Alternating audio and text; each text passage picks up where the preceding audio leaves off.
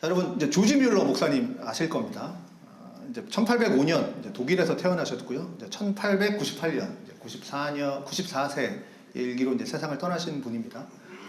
독일 분이시지만 이제 영국에서 활동을 하신 분이에요. 이제 그는 당시 유명했던 부흥사 이제 D.L. 무디, 그 다음에 뭐 설교가 찰스 스펄전 이런 분들과 동역했던 분이셨고요. 그리고 이제 선교의 아버지, 근대 선교의 아버지라고 하는 이제 허드슨 테일러에게도 이제 영향을 끼치신 분이 이 조지 뮬러 목사님입니다. 아마 들어보셨을 거예요, 이름은. 이분이 이제 가장 중요한 사역이 있는데, 이분의 가장 중요한 사역은 이제 고아원 사역입니다. 그래서 그의 평생에 5개의 이제 고아원을 세우셨고요. 이제 고아원에 이제 10,000명 이상의 이제 고아를 돌보는 것, 그것이 이제 그의 사역의 전부였다고 해도 과언이 아닙니다. 이제 마지막에는 좀 설교하고 이렇게 이제 순회야 설교하시고 뭐 이렇게 하셨는데, 어쨌든 자, 근데 이제 놀라운 점은 뭐냐면 이 고아원 사역을 하시면서 많은 고아들을, 이 10,000명이나 넘는 고아를 돌보면서 그 누구에게도 이제 기부 같은 것들, 도네이션이나 헌금 이런 것들을 이제 요구하지 않으셨다라는 사실이죠. 뭐 이런 거죠. 고아원 참 힘듭니다. 아이들 먹을 게 부족합니다. 뭐 땔감이 없습니다. 좀 도와주십시오. 이런 물질적인 도움의 요청을 한 적이 한 번도 없었다라는 사실입니다. 그는 어떻게 하셨냐면 오직 기도로 그의 사역을 감당하셨는데, 기도 가운데 참 희한하게 때에 맞춰서 누군가 돈을 주고 가는 거죠. 아무도 모릅니다. 누가 줬는지도, 뭐 누군지도 모르고. 그렇게 해서 받은 돈이 한 100만 불 정도 됐다고 합니다. 오늘날로 따지면 한 14억 정도 되는 거죠. 자, 평생 이렇게 사역을 하셨습니다. 그렇기에 우리가 잘 알고 있는 대로 이 조지 뮬러 목사님 하면 딱 떠오르는 그 단어 있죠? 기도의 사람이라고 불렸습니다. 그의 평생 5만 번 이상의 기도 응답을 받은 분이 이제 이 조지 뮬러 목사님이십니다. 5만 번, 평생 5만 번입니다. 자, 이분이 그 전까지는 정말 망나니처럼 살다가 이제 20대 초반에 이제 회심을 하는 사건이 벌어지면서 이제 헌신을 하시거든요. 그러니까 20세 갓 지나서 예수를 믿었으니까 이거를 이제 날로 계산을 해보면 5만 번, 하루에 2번 이상 기도의 응답을 받은 분인 거죠. 그렇다고 보면 그분은 최소 하루에 2번 이상은 기도를 한 겁니다. 최소 2번 이상은 기도를 하며 살았다고 해도 무리가 없겠죠. 하루에 2번 이상. 자, 노년에 이제 한 기자가 물어봅니다. 목사님은 어떻게 그렇게 헌신적인 삶을 살 수 있었습니까? 왜냐하면 이분은 죽는 날까지도 사역을 하셨던 분입니다. 내려놓은 적이 없어요. 이분은 수요일날 기도회를 인도하고 목요일날 돌아가셨습니다. 그러니까 죽는 날까지 멈춘 적이 없죠. 그러니까 그래서 이제 그 질문에 조지 뮬러 목사님이 이렇게 대답을 하십니다. 유명한 말씀입니다. 그 이유가 저는 하나입니다. 나 조지 뮬러는 이미 죽었기 때문입니다. 자, 갈라디아서 2장 20절 말씀이죠. 내가 그리스도와 함께 십자가에 못 박혔나니 그런즉 이제는 내가 사는 것이 아니요 오직 내 안에 그리스도께서 사시는 것이라.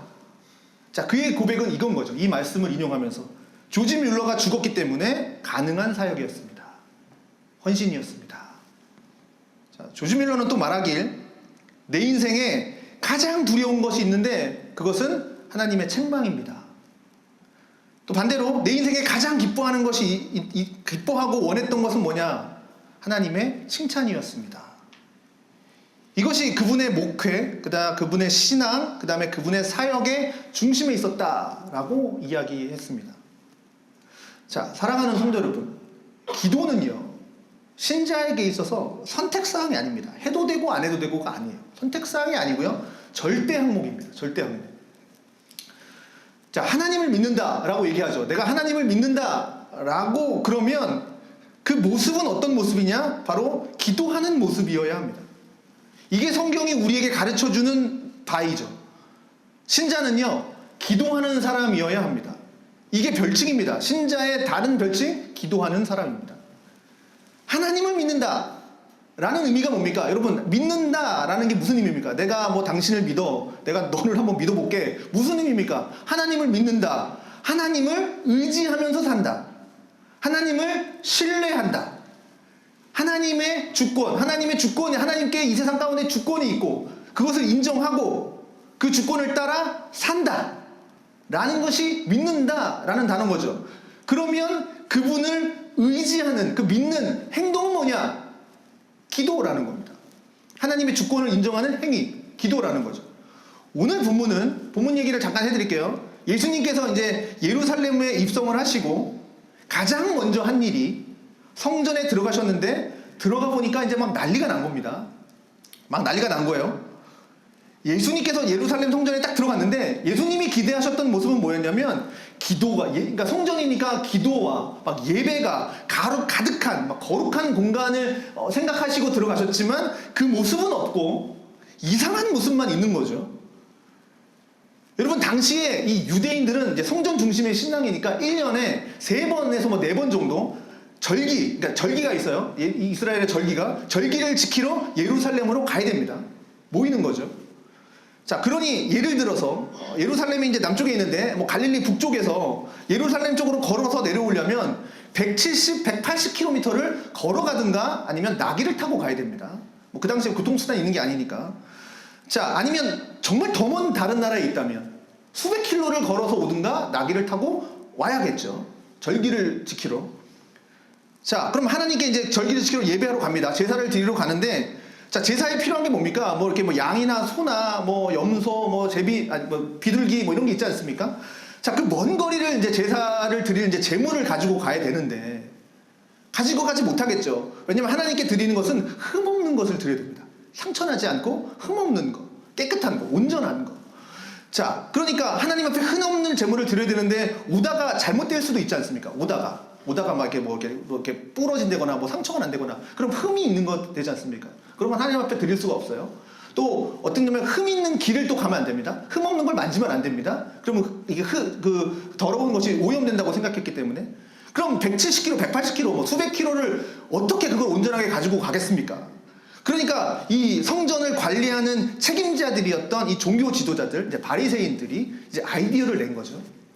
야, 이게 힘드니까 돈벌이가 되겠다라고 생각을 한 겁니다. 그래서 성전에 한 공간을 빌려주는 거죠. 빌려줘서 한 자리에 자릿세를 받는 거죠. 얼마씩 이제 자릿세를 받고 이제 장사를 하도록 허락을 한 겁니다. 자, 그러니 절기를 지키러 가는 사람들은 굉장히 편리해진 거죠. 물건을 뭐 들고 갈 필요도 없고, 그거 갖고 가려면 뭐 음식부터 시작해서, 그 가축의 음식부터 시작해서 얼마나 많은 게 필요합니까? 그러니까 들고 올 필요가 없고, 그냥 돈만 갖고 오면 되니까. 그래서 필요한 물건을 예배드리기 바로 전에 사서 하나님께 예물을 드리면 되니까. 뭐 무거운 거 들고 이동하는 수고가 전혀 없는 거죠. 자, 이걸 오늘날로 한번 생각해 볼까요? 여러분, 어느 교회 가면 CD기가 교회 앞에 있습니다. 성전 안에 있어요. 찾아서 그냥 내라는 거죠. 얼마나 편리합니까? 아, 난 집에서 교회 가려면, 은행 가려면 엄청 먼데 요즘은 현금도 안 갖고 다니는 시대인데, 교회 앞에 딱 CD기가 있어. 그냥 가서 뽑으면 돼요. 가서 뽑으면 돼. 요즘은 뭐 이렇게 한다 그러죠? 교통카드처럼. 헌금 딱 10,000원 누르고 딱 찍어버리고. 얼마나 편리합니까? 얼마나 편리합니까? 자, 전혀 수고가 없는 거죠. 너무 편하죠. 자, 이 광경을 보신 여러분은 어떻게 헌금을 준비했는지 물어보지 않겠습니다. 자, 이 광경을 보신 예수님의 반응이 이제 이렇게 나온 거죠. 성전 안에서 매매하는 자들을 내쫓으시며 돈 바꾸는 자들의 상과 비둘기 파는 자들의 의자를 둘러엎으시고 아무나 물건 가지고 성전 안으로 지나다님을 허락하시지 아니하였다. 자, 예수님에게는 이런 것들이, 지금 이런 행위들이 용납이 안 되는 겁니다. 자, 다음 장 보시면 성전 뜰의 노판들을 이제 다 엎어버린 거예요. 보시고 화가 나셔서. 자, 봅시다. 그 전까지는 이게 너무나도 당연한 모습이었어요. 예수님이 오시기 전까지는. 그리고 굉장히 편안한 모습이고 너무 좋은 모습이죠. 나 좋고 너 좋고. 제사 드리는 사람은 어떻게 해요? 돈 벌어서 좋고. 자, 장사꾼들은 장사 잘해서 좋고. 그리고 절기를 지키는 사람은 편리해서 좋고. 그리고 지역 경제에 도움도 되고. 얼마나 좋습니까? 너무나도 좋지 않습니까? 딱 그냥 생각해 볼 때, 우리가 지금 자꾸 예수님이 엎으셨다 그러니까 나쁜 거라고 생각하는데 그 당시를 생각해 보자고요. 우리로 생각해 보자고요. 우리로 너무 편하잖아요. 그냥 교회 가서 나 헌금 안 갖고 왔네. 엄마 돈 줘. 그리고 딱 헌금 딱 내고 뭐 이런 거 아닙니까? 아이고 헌금 준비 안 했네. 지갑에 이렇게 하고 제일 작은 거 딱 꺼내고. 얼마나 편합니까? 너무 편하잖아요. 자, 그런데 예수님만 지금 불편한 거예요. 예수님만. 성전에 들어와서 모든 사람들이 편해하고 모든 사람이 지금 좋다라고 얘기하는데 지금 예수님은 불편한 겁니다. 그 이유가 17절에 나오는 거죠. 내 집은 17절. 네, 내 집은 만민이 기도하는 집이라 하지 않았느냐? 너희가 강도의 소굴을 만들었다. 이게 예수님의 판단인 겁니다. 그 당시 종교 지도자들 그리고 신앙인들, 아니 자 예루살렘입니다. 그러면 아마 99%는 아마 다 예수를 믿었을 거예요. 그 지역의 사람들 다 예수를 믿었을 거예요. 여기 있는 사람들 다 예수 믿는 사람들 아닙니까? 예수 안 믿었는데 여기 나오지 않지 않습니까? 다 예수를 믿었을 겁니다. 예수 믿는 백성들이에요. 그렇지만 아무도 지금 이 성전이 강도의 소굴로 변했다라는 것을 깨닫지 못하고 있다라는 거죠. 그들이 가지고 있는 이 편리함, 그리고 유익, 또 부유함, 그리고 그들의 주머니가 채워지는 거, 그것들은 관심이 많은데 이것에 대해서는 관심이 없었다라는 거죠. 예수님은 지금 성전에 대해서 정의하기를 뭐라고 정의했습니까? 내 집이 어떤 곳이냐? 기도하는 곳이다. 교회는 하나님께 기도하는 장소다. 교회가 돈벌이 장소가 돼서도 안 되고 교회가 장사치의 놀이터가 돼서도 안 된다. 또한 예수님께서 뭐라고 얘기합니까? 그리스도의 성전이라고 얘기합니다. 우리를 그리스도의 성전이라고 얘기합니다. 우리를. 그리고 그 성전인 우리의 마음은 어떻습니까? 자, 우리의 마음 속에는, 그리스도의 성전인 우리의 마음 속에는 하나님을 향한, 하나님을 의지하는, 하나님을 신뢰하고 하나님의 그 주권을 인지하고 그래서 기도하는 마음으로 내 성전이 지금 가득 차 있는지, 아니면 우리 속에는 그것이 아닌 다른 것들, 어떤 것들이 채워져 있는지 참 중요하겠죠. 자, 우리가 세상을 살아갈 때 우리의 마음속에 성공에 대한 마음이 다들 있죠. 성공에 대한 마음들. 자, 성공에 대해서 욕심 없는 사람이 어디 있겠습니까? 좀 더 내가 부자로 살고 싶고, 좀 더 편안한 마음으로 살고 싶고, 누구나 다 있죠. 그리고 또 인생의 즐거움을 위해서, 또 내 자식이 잘됨을 위해서, 그런 마음들이 다 우리 가운데 다 있습니다. 그런데 여러분, 그런 마음들이 있지만 신자는 좀 달라야 된다는 거죠. 세상이 그런 패턴으로 흘러갑니다. 그런 패턴으로 흘러간다고 하더라도, 세상이 그런 것들을 강력하게 우리 가운데 그런 것들을 요구한다고 하더라도 신자는 좀 달라야죠. 신자의 중심에는 그런 것보다 하나님이 중심에 있고, 하나님이 있어야 되고, 하나님을 그 신뢰하는 마음 가운데 하나님을 의지하고 기도하는 모습으로, 마음으로 삶을, 내게 당한 그런 삶을 풀어나가는 삶의 방식을 살아야 한다라고 믿는 겁니다. 자, 예수님 당시에 성전에서 매매하는 모습은 일상입니다. 누구나 딴지 걸지 않습니다. 왜냐? 명분이 좋기 때문에. 이렇게 하면 다 좋지 않냐? 자, 절기를 지키러 오는 사람이 얼마나 편하냐? 명분 참 훌륭합니다. 그러나 명분 뒤에 숨은 그들의 어두운 모습, 악한, 더러운 탐욕이 있었던 거죠. 뭡니까? 명분을 앞세우지만, 야, 다 편리하다, 다 좋다 라고 하지만 실제는 그 뒤에서 자릿세를 받고 돈을 챙기는 거죠. 그게 이제 이 진짜 본체입니다. 실체입니다. 그런데 예수님이 그 명분 뒤에 숨어있는 그 탐욕을 엎어버리시는 겁니다. 성전은 그러면 안 된다. 너희 마음속에 그런 것들로 가득 채우는 인생을 살아서는 안 된다 라는 것이 예수님이 분노하시면서 내뱉으시는 선포의 메시지입니다. 너희 몸인 성전은 어떤 마음으로 가득 차 있느냐? 예수님께서 만약에 이것을 문제 삼지 않았다면 그 문제가 아닌 걸로 끝나는 거죠. 문제는 문제가 아닌 걸로. 혹은 그 행위에 대해서 하나님이 분노하고 있다라는 사실조차도 모르고 그냥 계속해서 내 성전을 더럽히면 살겠죠.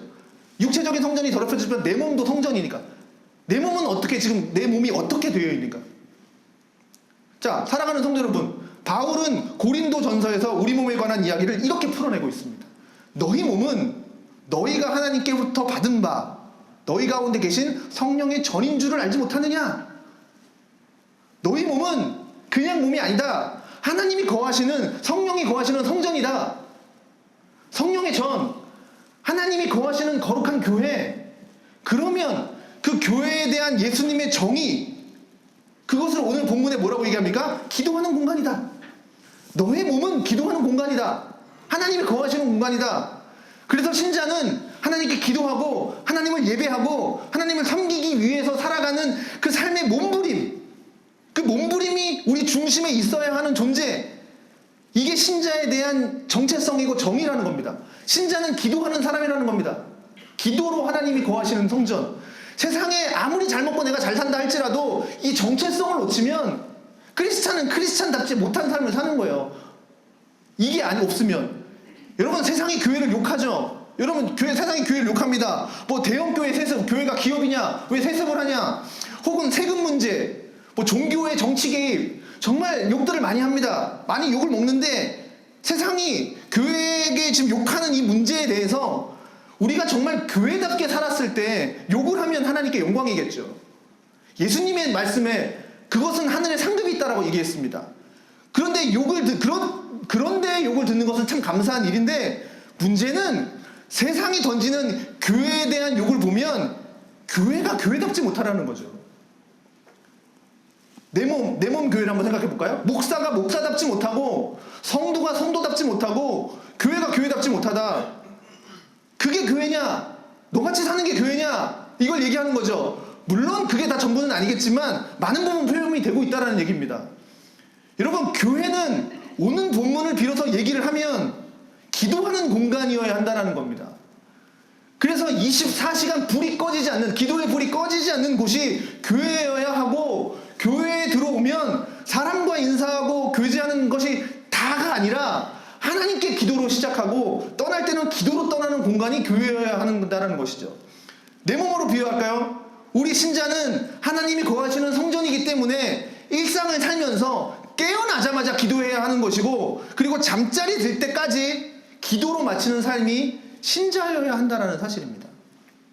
이것이 성경이 가르치는 신자의 정체성입니다. 아무리 내가 교회 봉사를 잘하고 헌금을 많이 하고 내가 세상에서 잘 먹고 잘 살고 성공하고, 그게 다가 아니라 신자의 이 정체성, 이걸 놓치면 신자로서 아무것도 아니라는 거죠. 그러므로 신자는 세상을 살아갈 때 다양한 삶의 문제들을 만나겠죠. 다양한 삶의 환경들을 만나겠죠. 어떻게 풀어갈까? 어떻게 그걸 대처할까?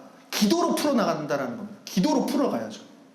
주께서는 분명히 이야기하기를 너희는 내게 부르짖으라 그랬습니다. 또 내게 나와서 믿음으로 구하면 그대로 되리라 라고 했습니다.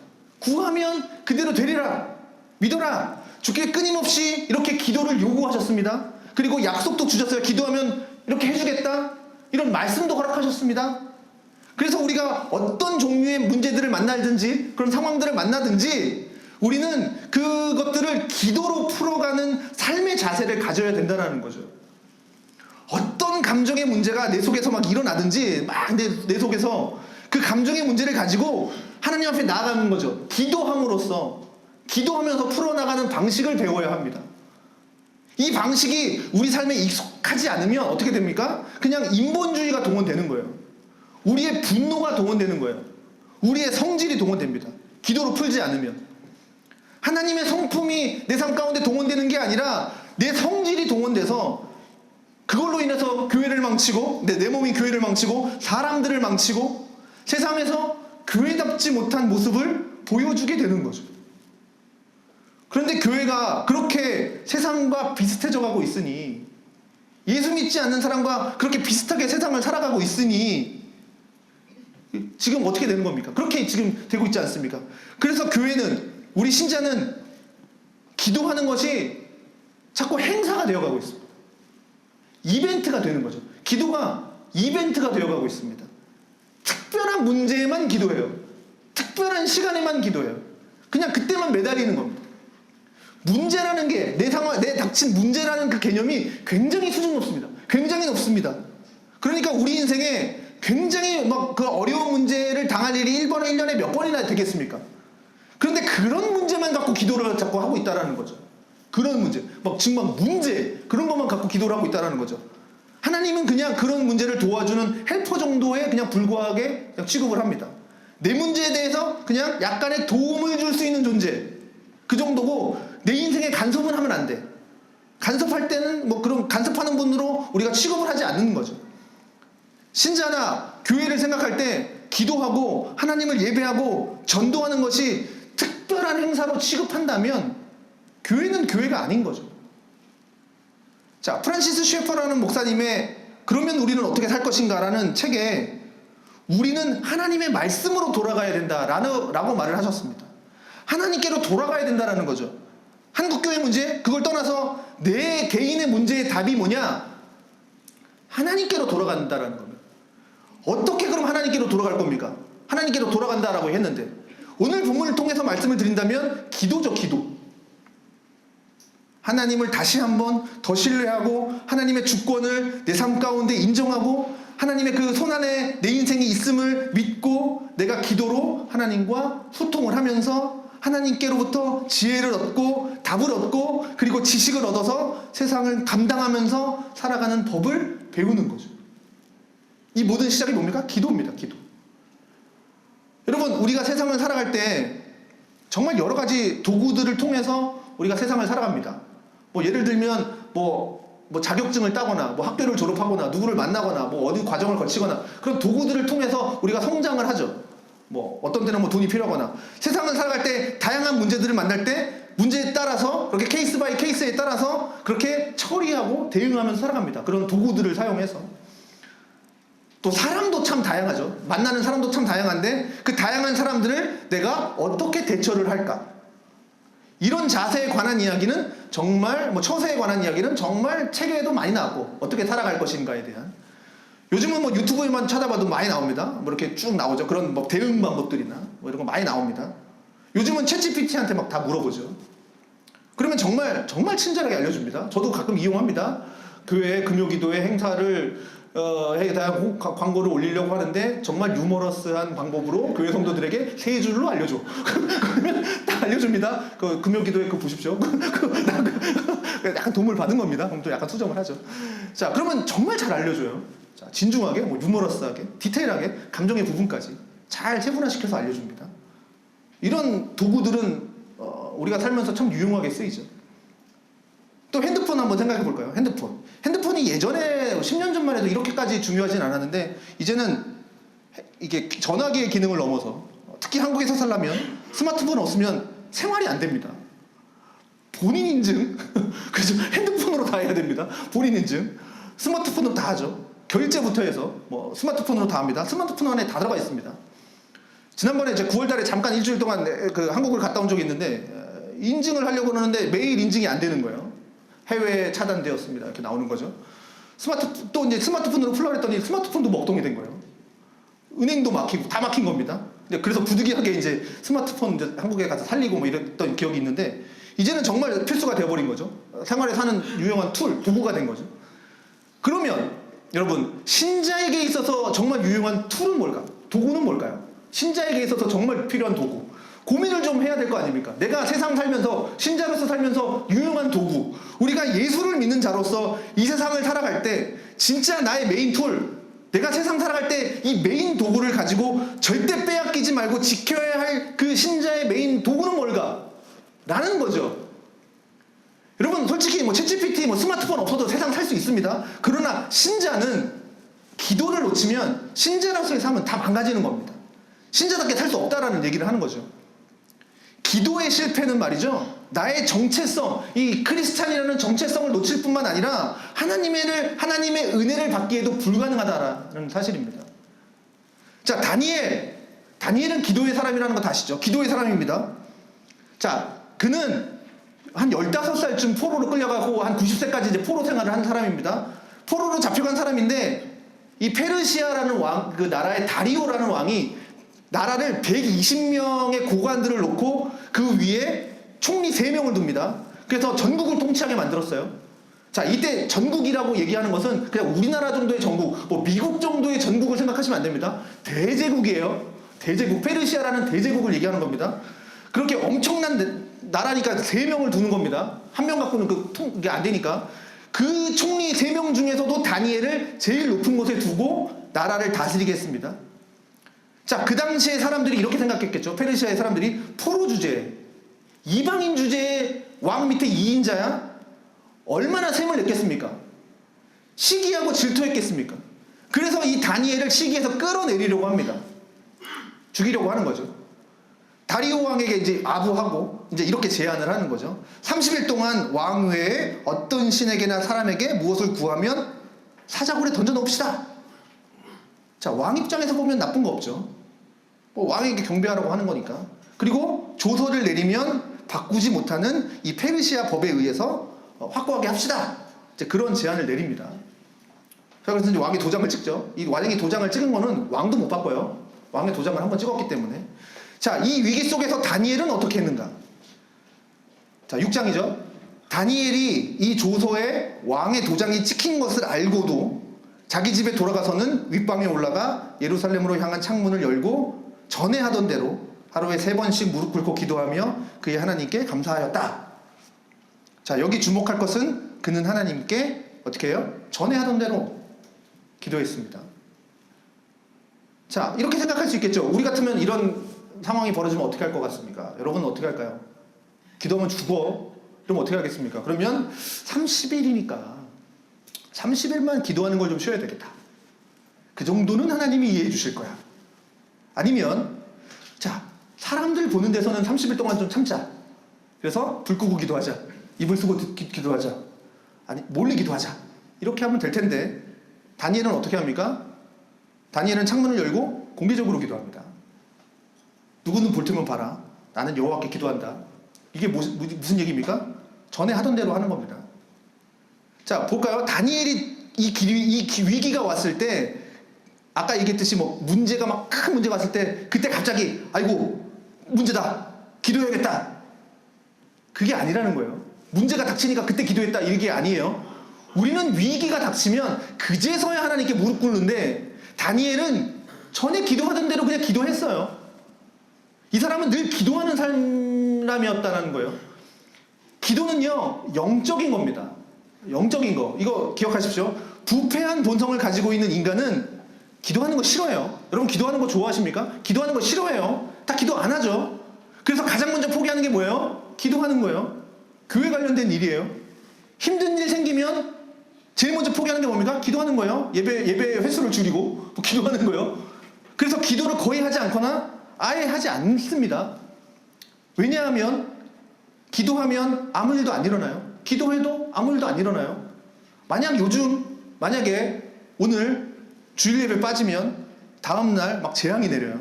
나 오늘 예배 빠졌더니 다음날 막 교통사고 당하고 막 내일 재앙이 내려요.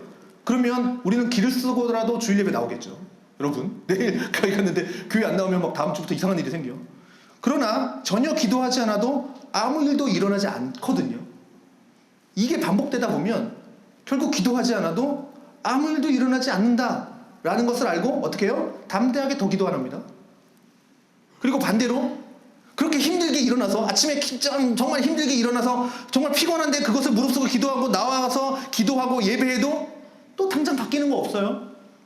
만약에 한번 기도했는데 막 하나님이 막 갑자기 기도하는 끝나는 순간 뭔가 막 이루어져, 뭔가 막 바뀌어. 그러면 우리는 길을 쓰고 기도하러 나오겠죠. 기도하면 일어나니까 이루어지는구나. 근데 기도하러 나와도 아무 일도 안 일어나거든요. 그게 좋은 쪽이든 나쁜 쪽이든 바로바로 일어나는 게 없어요. 그러니까 결론은 또 기도 안 해요. 그런데 기도를 통해서 하나님을 만난 사람들은 그렇지 않더라는 거죠. 지금 당장 뭔가 바뀌지 않더라도 하나님께 기도하는 게 가장 큰 기쁨이에요. 그게 영적인 일이라는 겁니다. 데살로니가전서 5장 17절 쉬지 말고 기도하라.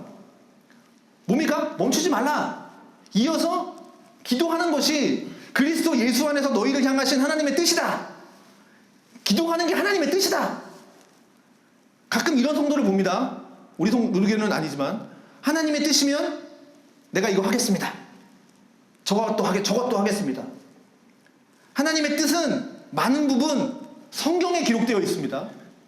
성경에 하나님의 말씀인 것이 성경에 기록되어 있는데 성경 말씀은 읽어보지도 않고 성경 말씀은 지키려고 생각지도 안 하고 하나님이 관건적으로 그냥 이것이 내 뜻이야. 너 이거 해. 그것만 지켜. 뭐 그것만 지키려고 하는 겁니다. 그게 좋은 신앙이라고 자꾸 착각해요. 여러분 잘 들으십시오. 고린도전서 데살로니가전서 5장 16절 17절 18절 자 항상 기뻐하라. 쉬지 말고 기도하라. 범사에 감사하라. 이것만 잘 지켜도 예수 잘 믿을 수 있습니다.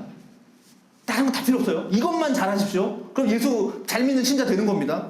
이것이 하나님의 뜻이랍니다. 기뻐하라, 감사하라, 기도하라. 이 세 개만 잘하면 얼마나 대단한 신앙인 인물 되겠습니까? 자, 예를 들어 우리 교회 장로님이 계세요. 근데 장로님은 항상 기뻐해요. 늘 기도합니다. 범사에 감사합니다. 얼마나 놀라운 신자입니까? 이것조차 안 지키면서, 성경에 나온 이것조차 안 지키면서 하나님 내게 사명을 주시면, 하나님의 뜻을 주시면, 그러면 내가 그때 하나님의 일을 하겠습니다. 글쎄요, 자기 핑계예요. 자기 핑계.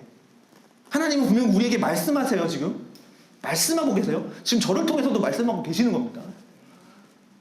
이건 또 안 지키면서 하나님의 음성이 안 들려요 막 이러고 있는 거죠. 지금 얘기하고 있는 겁니다. 지금 하나님. 지금 현실에서 하기 싫은 본인의 모습을 막 포장해서 그럴듯하게 하나님 음성이 안 들려요. 하나님 앞으로 10년 후에 할게요. 이거 해결되면 할게요. 미루는 경우가 있더라는 거죠. 사랑하는 성도 여러분, 여러분 안에는 지금 뭐가 가득합니까? 혹시 오늘 본문에 등장하는 이 성전 안에서 막 매매하고 장사하고 이익 얻고 그리고 편의라는 그런 봐준다는 명목하에서 혹시 내 탐욕을 챙기는 그런 장사치의 마음처럼 지금 세상의 속마음이, 세상에서 내가 이렇게 이런 도구로 이렇게 살아야지 하는 마음이 내 안에 가득하 있지는 않은가? 분명히 성경은 말하기를 너희 몸은 하나님이 거하시는 거룩한 성전이다 라고 했고, 주께서 말씀하시기를 성전은 뭐라 그랬냐? 기도하는 공간이다. 그럼 우리가 신자, 내가 하나님을 믿는다 라고 하면 하나님과의 소통이 가득한 공간이 돼야겠죠. 내가.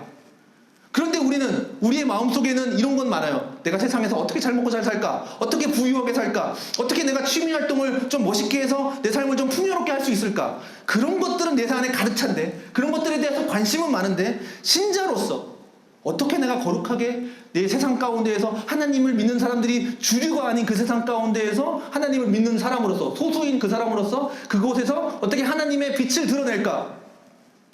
혹 지금 나를 위한 하나님의 마음은 무엇일까? 내 속에 있는 혹시 죄가 뭘까? 오늘 하나님이 나에게 원하시는 것은 과연 뭘까? 라는 관심이 없는 삶을 살아가고 있는 거죠. 하나님의 집은 기도하는 공간이어야 합니다. 교회는 기도하는 공간이어야 합니다. 장사치로 가득하면 안 되죠. 내 유익을 챙기는 공간이 되어서는 안 됩니다. 그러므로 나 자신도 하나님께 기도하는 영성이 있는 하나님과의 소통이 있는 공간이 있어야 될 줄로 믿습니다. 그 중심에서 풀어나가는 삶이 있어야 할 줄로 믿습니다. 자, 그런데 그런 것들은 없고 자꾸 내 삶을 사는 방식들로만, 세상의 그 인본적인 방식들로만 가득 차 있다면 오늘 본문에 아까 등장하셨던 그 예수님의 분노, 상을 다 엎어버리시는 예수님의 모습을 기억해야 될 줄로 믿습니다. 로마서 12장 2절 이렇게 얘기하죠. 너희는 이 세대를 본받지 말고 오직 마음을 새롭게 함으로 변화를 받아서 하나님의 선하시고 기뻐하시고 온전한 뜻이 무엇인지 분별해라. 어떻게 분별할까요? 그러면 하나님의 선하시고 기뻐하시고 온전하신 뜻이 뭔지 어떻게 분별할까요? 어떻게 하면 이 세대를 본받지 않을 수 있을까요? 굉장히 어려운 일이죠. 쉬운 일 아닙니다. 자, 세상은 강력한 마약과도 같습니다. 유혹 굉장히 많아요. 유혹이 굉장히 달콤합니다, 여러분. 그 세상이 우리에게 던져주는 그 달콤함은 너무나도 달콤해요. 어떻게 감당하고, 그것들을 어떻게 물리치고, 어떻게 분별해서, 어떻게 신자다움으로 세상을 살아낼 수 있을까? 그것이 오늘 본문에 던져지는 메시지. 교회는 기도하는 공간이다. 신자는 기도하는 사람이다.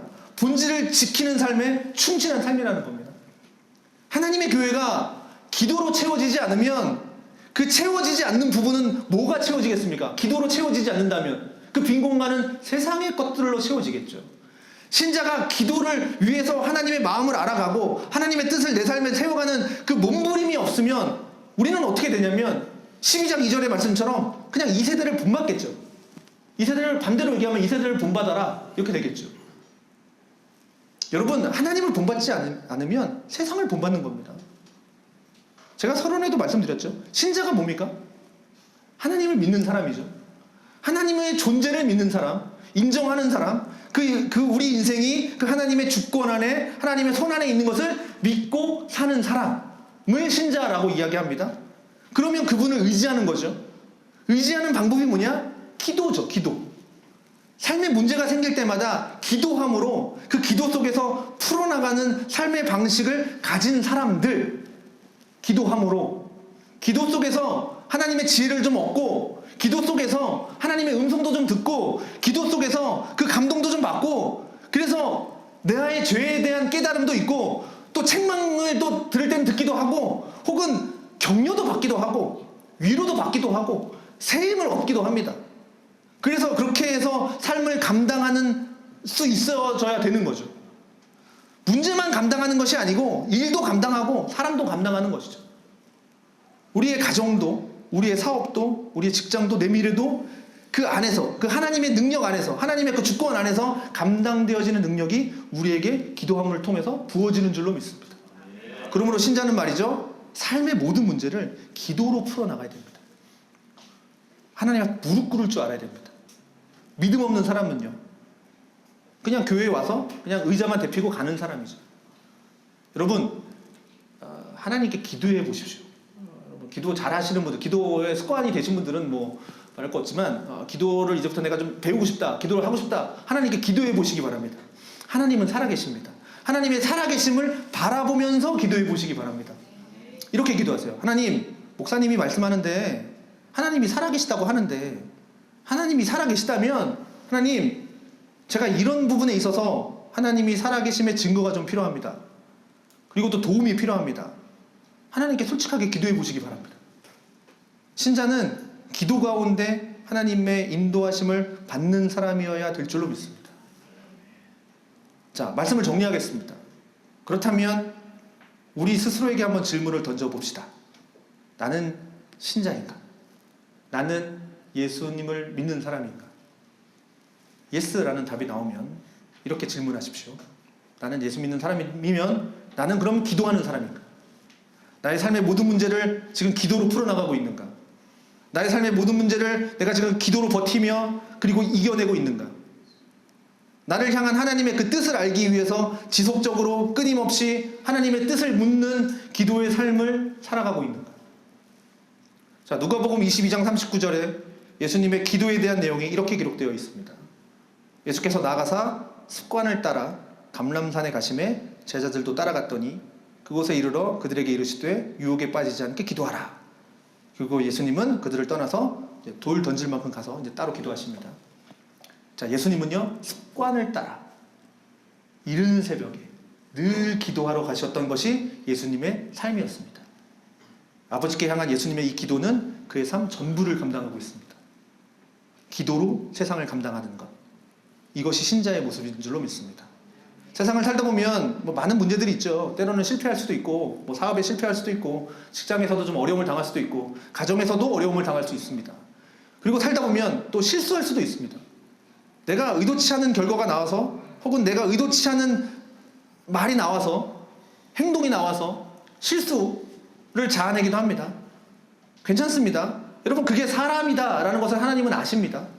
문제는 뭐냐면, 신자는 내가 삶을 살면서 내가 인생에서 뭐 실패할 수도 있고 뭐 실수할 수도 있지만 기도의 실패자가 되어서는 안 됩니다. 기도의 실패자라면 세상에서는 성공하는 것 같지만 망하는 인생입니다. 왜냐? 결론은 이거죠. 기도를 실패했다는 얘기 뭡니까? 하나님을 의지하지 않았다라는 거죠. 하나님을 의지하지 않고 하나님을 의지하지 않다는 얘기는 아까 인본주의, 나를 의지했고 내 욕심, 결국은 내 욕심이 흘러간 삶의 결과가 그렇게 나오기 때문입니다. 기도한다 라는 자체는 뭡니까? 무릎 꿇는다, 나를 낮추고 하나님을 높이는 모습이죠. 내 의지가 아니라 하나님 의지가 내게 있기를 바라는 마음, 그게 기도입니다. 내 성질대로 사는 것이 아니라 하나님의 뜻을 쫓아가는 신자의 결단, 이게 기도라는 거죠. 그러므로 선한교회 성도 여러분, 이 시간 또 한 주간을 또 살아갈 때 기도함으로 하나님을 의지하는 삶을 사시기를 주님의 이름으로 축원드립니다. 모든 문제는 기도하면서 하나님의 은혜를 구하시기 바랍니다. 하나님, 이럴 때 어떻게 해야 됩니까? 하나님, 이럴 때 잠깐이라도, 우리가 보통 뭐 어떻게 뭐 10초 기도 뭐 이렇게도 얘기하는데, 하나님 도와주십시오. 앉아서 뭐 이렇게 시간을 정해서 특별하게 하지 마시고 그냥 지나가면서 하나님 도와주십시오. 이럴 땐 어떻게 해야 됩니까? 습관을 따라서 하십시오. 이렇게 하나님 어떻게 해야 됩니까? 어떤 마음을 원하시는 겁니까? 하나님 어떻게 해야 됩니까? 내가 정말 화나서 미치겠습니다. 하나님, 이걸 어떻게 처리해야 되는 것이 하나님이 기뻐하시는 길입니까? 이런 기도가 신자에게는 적어도 있어야 된다는 거죠. 그렇게 살아서 여러분의 삶에 정말 신자다운 모습이, 세상 사람들이 봤을 때 야, 너는 교회다, 너는 신자다, 교회다운 모습이 세워지기를 우리 선한교회가 그런 모습으로 세워지기를, 그렇게 해서 하나님과 동행하면서 이번 한 주간 또 승리하는 삶을 사시기를 그렇게 주의 이름으로 축원을 드립니다.